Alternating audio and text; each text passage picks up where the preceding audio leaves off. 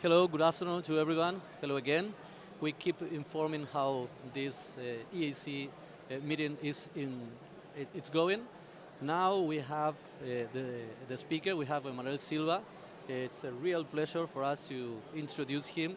He make a real good lecture about minimum invasive endodontics. And we would like to ask you which is the future, which is the current status, and what is your things that you can add to your lecture. Hello.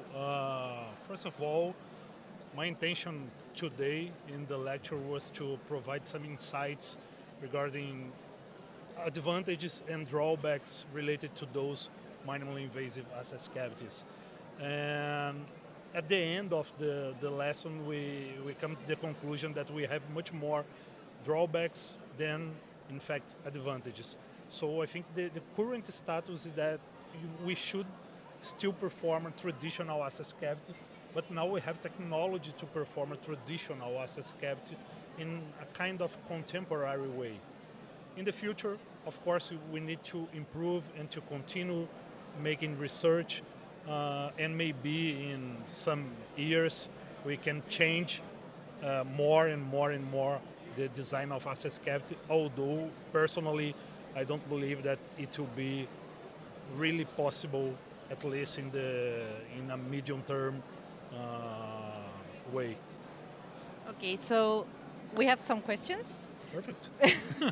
First one, if this is how you're saying that literature says your investigations talks about this a lot, we don't need ultra-conservative access. Why do you think the endodontists still try to do this kind of conservative, ultra-conservative access and show in Instagram, Facebook, and other social media?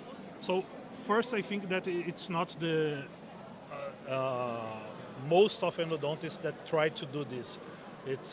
I think it's only a small percentage of endodontists around the world that do such kind of access cavities. And the reason is that I think they want to be trendy on the social media. So I think this is the only explanation, in my opinion. I agree with you. I think the same.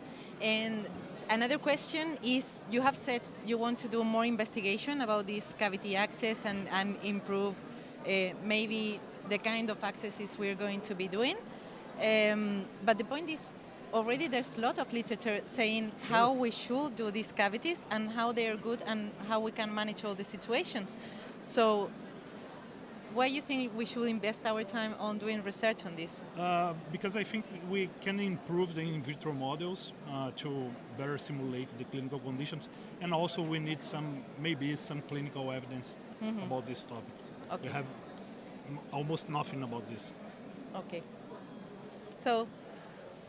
Okay, so now we can continue with our next invited. It's Dr. Ove Peters. He came from Australia. He had a very long way. He's from Germany, so I imagine he can visit his country, but maybe.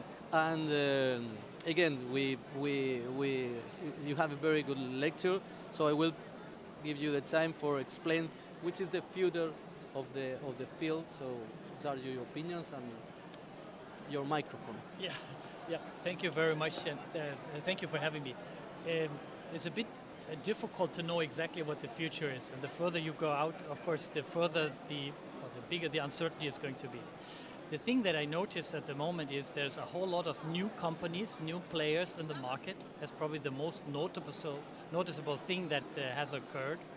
And will we see real significant change? That's hard to believe. I'm thinking you agree with that. So what we do see is more small changes, like the surface designs, maybe some slight modifications in the heat treatment, and things for which we don't have any clear evidence for clinical superiority. I have yet to see the disruption or the specific new thing that is so much better than everything else. So it's a consolidation phase, if you will. Things are looked at and evidence in vitro is available. Clinical evidence sorely lacking. Okay, I have a question for you, Dr. Peters. You have been talking in your lecture about no generations of instruments, but a classification.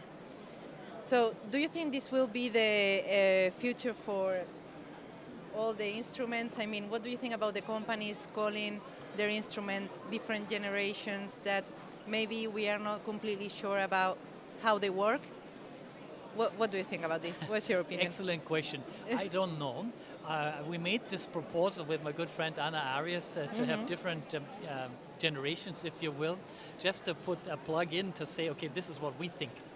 I don't know if this is the definitive acceptable definition. I have defined this also differently in the question of what are they actually doing. You know, what are the particular traits that an instrument can achieve? And we made only 3 different categories. Everybody wants their own specific generation. And we were informed by the composite materials, bonding materials, and the latest and greatest is the whatever generation. So realistically speaking, will ultimately be there a buy-in? I don't have an answer for that. At least we put the plug in now. Yeah. Okay.